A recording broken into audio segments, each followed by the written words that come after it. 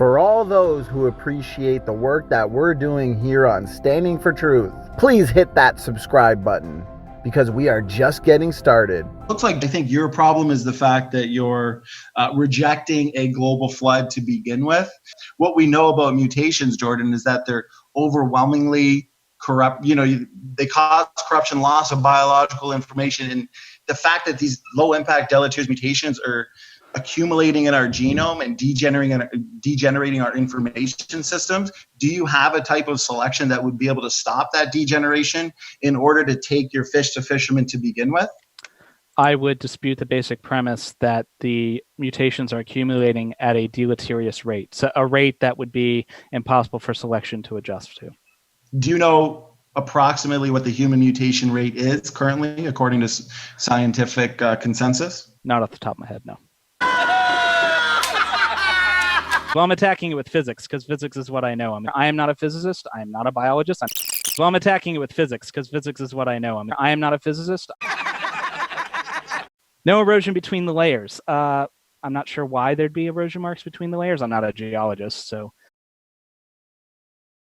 I don't know anything about the different genetic family types. I've never heard that before, so I'm not a biologist. Can you explain to me how that would be even remotely feasible? If you were given enough time, I suppose. I'm not a biologist, but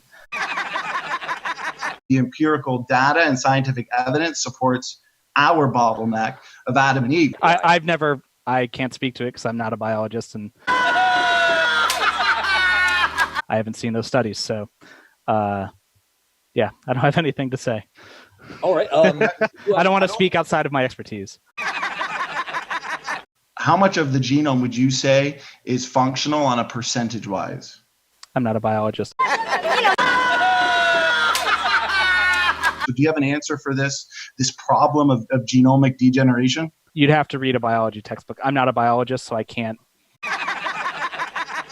So at the close of this, I think I've given a lot of reasons to think why the Earth is far, far older than the few thousand years cited by young Earth creationists. He did say he gave lots of reasons, but what he believes. But what's funny is he spent his entire time using and utilizing radioactive dating, radioactive clocks. He obviously came to debate the age of the Earth, but he gave no real rebuttal to our entire opening, nor any of the genetic related evidence that we use to prove Genesis. I don't want to speak outside of my expertise. I'm not a physicist. I'm not a biologist. I'm not a chemist.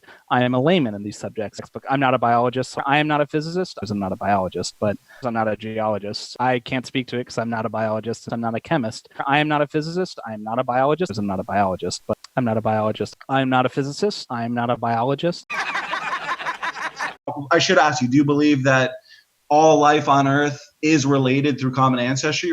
Follow the evidence. I'm just interested in the truth. You and a cabbage are a very distant cousin.